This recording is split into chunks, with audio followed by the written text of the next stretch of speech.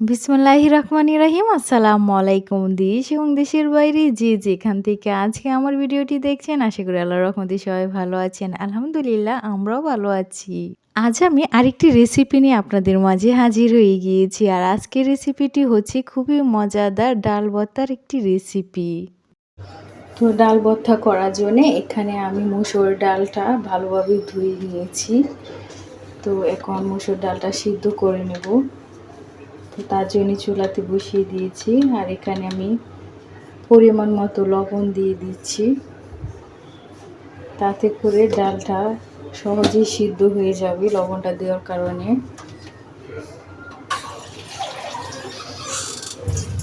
আর দিয়ে দিয়েছি পানি। তো পানি দিয়ে ডালটা প্রথমে আমি সিদ্ধ করে নেব। আর আজকের ডাল ভর্তাটা আমি পাটা শিল দিয়ে বেটে করব না, একদম হাতে সহজে তৈরি করে আপনাদেরকে দেখাবো। তো তার জন্যে ডালটা আমি প্রথমে এখন সিদ্ধ করে নেব।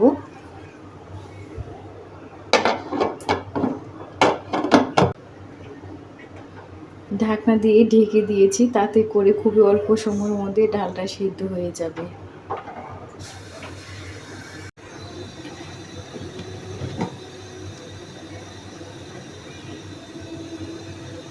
তো ডালটা এখনো সিদ্ধ হয়নি। তো সিদ্ধ হওয়ার পর্যন্ত অপেক্ষা করবো। তো তারপরে আপনাদেরকে আবার দেখাচ্ছি। তো এর মধ্যে ডালের পানিটা শুকিয়ে গিয়েছে এবং ডালটাও সিদ্ধ হয়ে গিয়েছে। তো এখন আমি ডালটাকে ভালোভাবে নেড়েচেড়ে মিশিয়ে নিচ্ছি যেন ডালটা আর বাড়তে না হয়। তো তার জন্যে ভালোভাবে ডালটাকে মিশিয়ে নিচ্ছি।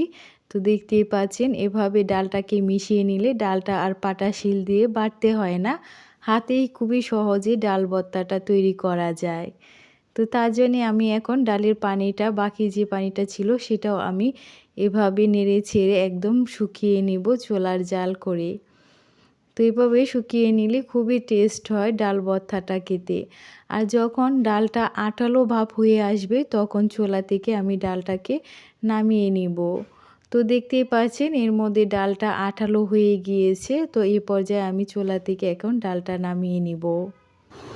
তো এখানে আমি ডালটা সিদ্ধ করে নিয়েছি। তো ডাল ভর্তা করার জন্য এখানে আমি নিয়ে নিয়েছি ধনেপাতা কুচি, লবণ হালকা পরিমাণে নিয়েছি, কারণ আগে ডালটা সিদ্ধ করার সময় আমি ডালের মধ্যে লবণ দিয়েছিলাম তার জন্যে। আর এখানে নিয়ে নিয়েছি পেঁয়াজ কুচি এবং শুকনো মরিচ ভাজা। তো এখন আমি এই সবগুলি উপকরণ হাত দিয়ে ভালোভাবে মিশিয়ে নিব, তারপরে ডালটা মিশিয়ে নিব। আর ডালটা একদম সিদ্ধ হয়ে গিয়েছে। তো কাছ থেকে আপনাদেরকে একটু দেখাই। তো দেখতেই পাচ্ছেন একদম সিদ্ধ হয়ে গিয়েছে। তার জন্যে আর এটা পাটাতে বেটে ভর্তাটা তৈরি করতে হবে না, হাতে মেখে করলেই শুধু হয়ে যাবে। তার জন্য প্রথমে আমি এই সবগুলি উপকরণকে হাত দিয়ে ভালোভাবে মিশিয়ে নেব।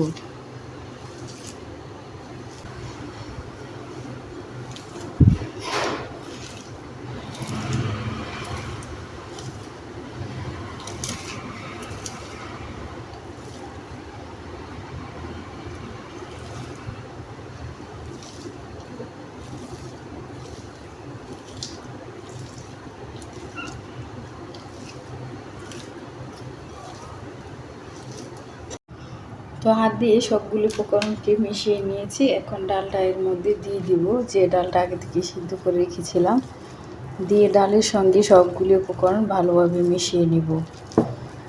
তো অবশ্যই এই ডালের ভর্তার রেসিপিটা একবার বাসায় ট্রাই করবেন, আশা করি আপনাদের কাছেও খুব ভালো লাগবে। তো আমি সবগুলি উপকরণের সঙ্গে খুব ভালোভাবে মিশিয়ে নিচ্ছি।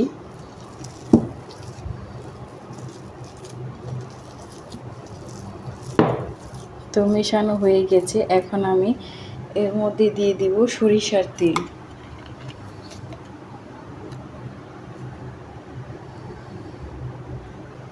তো সরিষার তেলটা দিয়েও একটু ভালোভাবে মিশিয়ে নেব সবগুলি উপকরণের সঙ্গে। তো ডালটা সিদ্ধ করার পর দেখতেই পেরেছিলেন যে ডালটা একদম আঠালো হয়ে গিয়েছিল। তো তেলটা দেওয়ার পর দেখতে পাচ্ছেন এখন একদম সফট হয়ে গিয়েছে। আর এই ডাল ভর্তার রেসিপিটা খুবই টেস্ট হয়।